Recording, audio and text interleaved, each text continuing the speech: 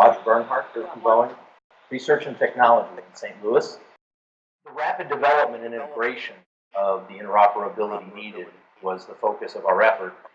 We embraced the Ozone Widget framework as an open and interoperable standard, much like OpenStack provides that open environment. Embrace the concept of geoserver pooling, where we can bring together the elements of multiple geospatial capabilities.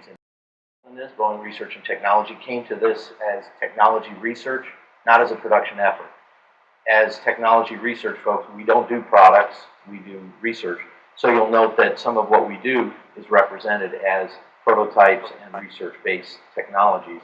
We're happy to work those forward with our business units and our partners in the NCOIC. The rapid, from-scratch nature of what we did is also clear in that we didn't start with something when this started. This is all built for this and available to the membership to evolve it. Again, the supply chain risk management was our focus. We wanted to minimize and avoid software costs and license issues that would log down our effort, which often gets tied up in red tape. So we stayed with the open architecture, open source paradigm. And this is all non-proprietary and exportable in nature because of the international goals. So for geoserver pooling, we want to enable interoperability by collecting and presenting disparate geoservers to act as the foundation for creating that interoperability. Without disparity, or with the real disparity that exists, I should say, and without disparity in the demonstration, we don't have an interoperability demonstration to achieve. The sum of the geoserver resources, then, geoservices collectively become greater than the part. And then finally, they can complement and fill gaps for each other in terms of their resource pooling that occurs when we do this. So the concept is illustrated on the right-hand side of the presentation. You see a Boeing geospatial data server, an open geoserver, which is an OGC reference implementation, which exists on an external Amazon cloud, but is interoperated with and executed in collaboration. On the bottom, you see the Google Earth server, and then public web services. Our concept in cycle one, we did an element of this geoserver pooling, was to bring a dashboard together and SOAP UI as a validation and verification environment to permit technical collaborators to integrate these geoservers into a pool of resources, again, equaling a sum greater than the parts. In the center, you would see service wrappers that represent OpenGeo's GDAL translate function, which has a number of geospatial data translators, as well as translators that might come from GDS and other sources of geoservers, such as the Google products or others. The idea with the geoserver pooling is that tool provides these translators as a way to create interoperability and compliance or adaptability to standards, if not compliance with standards. On the left is represented data sets that we use in the demonstration to base our interoperability upon. Some of those are from the NGA, some are public, some are fabricated, and one thing we put together is a demo management database that provided an open host that many folks in the cloud demonstration could leverage to create the scenarios that we're talking about and having presented on the right. In cycle one, we began the process and looked to the future to evolve a dashboard that would provide an ability to take geoservices or services, map those to data type. That would be represented in the top left. Bottom left would be data services visibility. This is a dashboard, by the way, for technical configurators to create custom dashboards for various first responders and disaster response participants. On the top right would be a sandbox area where those services can be represented in that dashboard that's being prototyped. And then on the right would be available the authentication and authorization, or as I would term it, just auth widgets that go back to what Craig represented in terms of the VO infrastructure. The virtual organizations widget gives another form of visibility. Timeline widgets that give you an ability to look at the timeline of the disaster scenario. All of this providing an ability to generate a dashboard using the Ozone Widget framework that provides compatibility. One element that's also shown in modest representation is a keyword widget, which provides a vision for that semantic interoperability that Craig mentioned. Semantic interoperability can be important even to the technical configurator in terms of determining, okay, what geoservices and what data will help me get my job done for that first responder and respond to their needs when they say, I need a dashboard with these characteristics. The first demonstration app that we'll be showing then is what we call a dynamic replanner. And in respect of the concepts that were presented previously, the idea that pre-planning and pre-configuration of organizational, administrative, data, and roles can all be done today. We can be planning for the future today using the background of events that happened in Haiti and Fukushima and Katrina and all of these events, if we collectively pursue that in the future. The dashboard that we show is a representation of an ozone widget framework database, or a dashboard. It uses intent and event level interfaces between the widgets. It creates interoperability through that framework. Our customer suggested the ozone widget framework as a desired host for these type of dashboards. On the top left, you would see that we have a tasking widget. We have GeoServer leveraging of the GeoServer pool in the center represented. On the far right, we have represented situation awareness apps that can evolve. This is a mock-up. There are others we'll show later that can be assembled as widgets. Bottom right is the VO widget, which is implemented with service calls to an role and authentication and authorization framework that we've assembled for the demonstration, and actually using the aerospace cloud. So this is live and using some of those resources.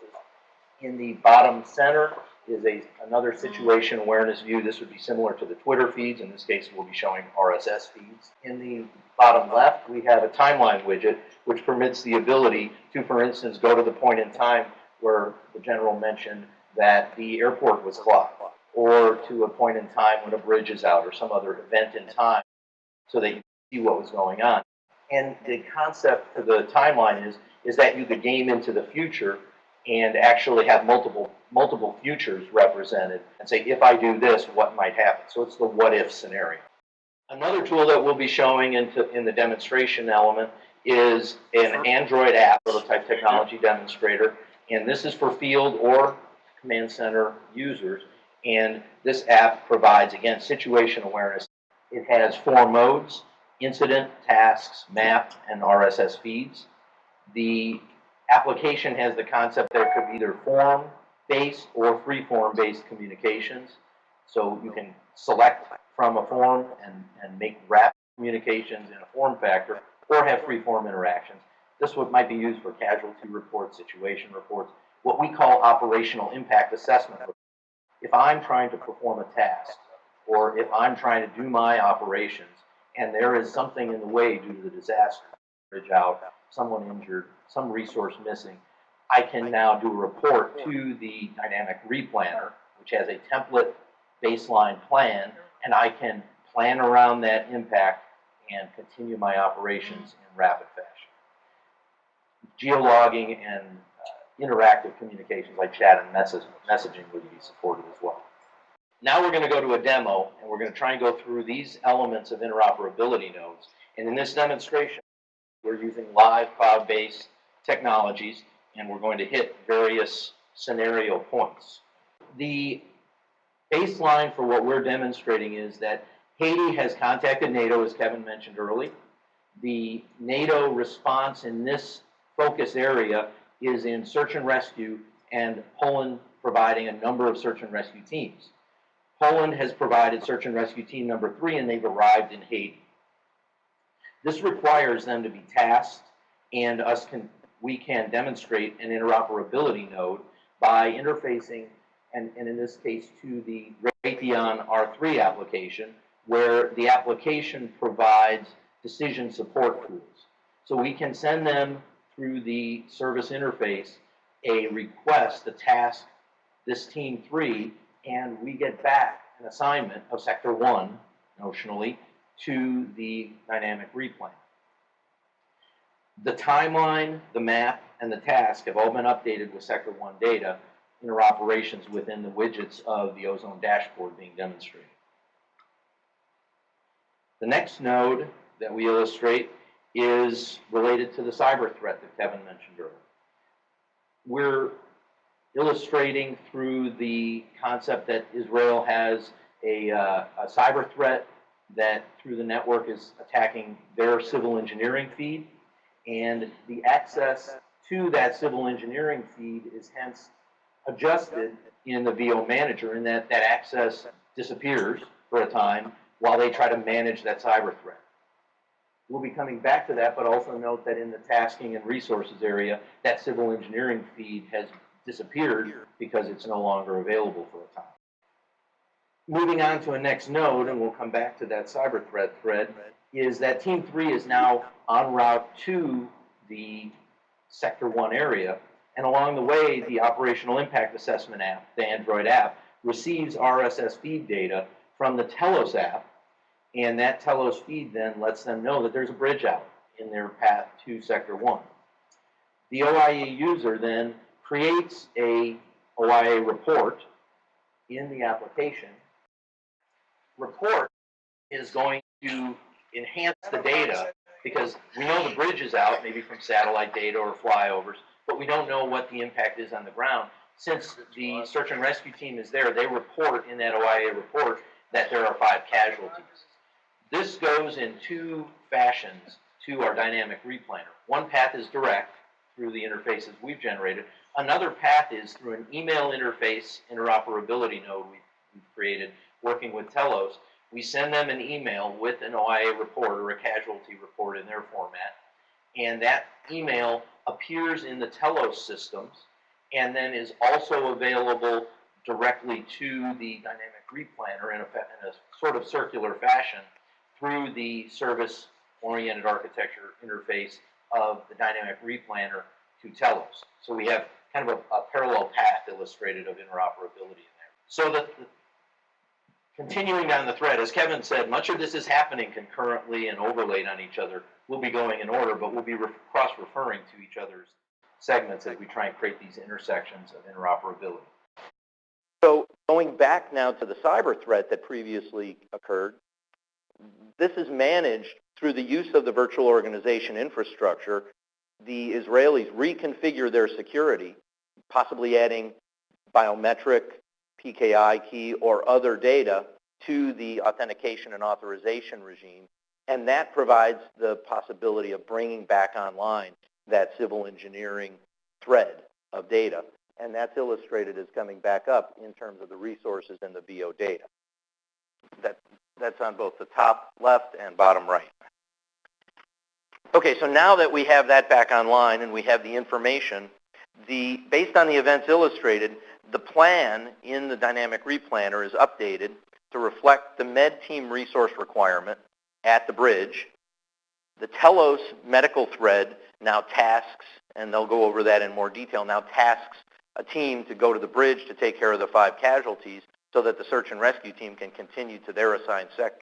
Or the path to the sector is rerouted by the dynamic replanner using the geospatial data capabilities, and that rerouting now provides a means for search and rescue team 3 to arrive at their desired location.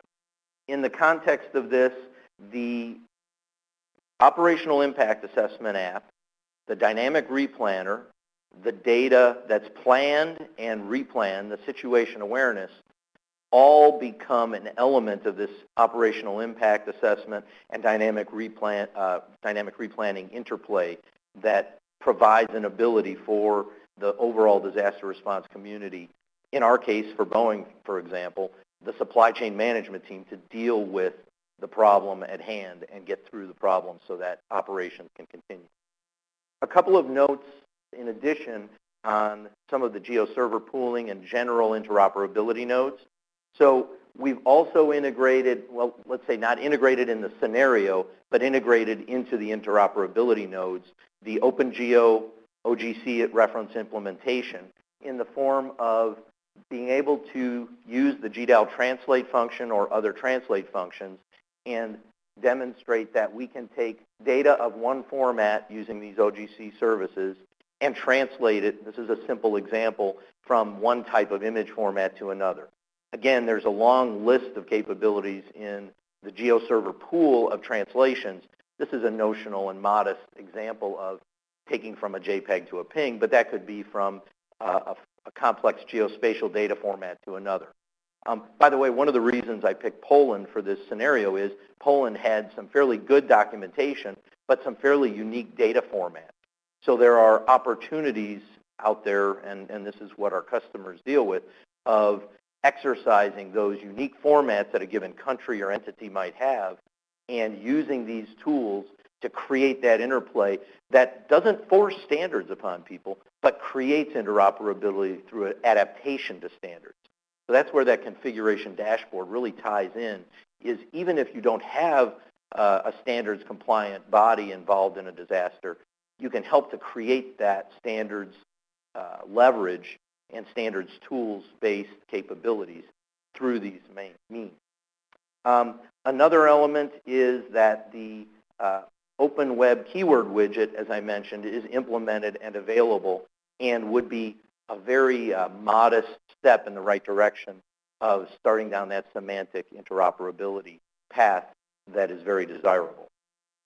That's pretty much all of the demonstration, but I had a few notes on wrap-up that lessons learned. So we need to be secure, certainly, but you all might imagine that if it's your child or yourself trapped after a disaster, you want people to be secure, but if there's a search and rescue guy there, you don't want him logging into his apps and having to hit every widget's thing. So the single sign-on and the security is important, or we can't be secure against productivity because their technology is going to be on the floor while they're saving the baby.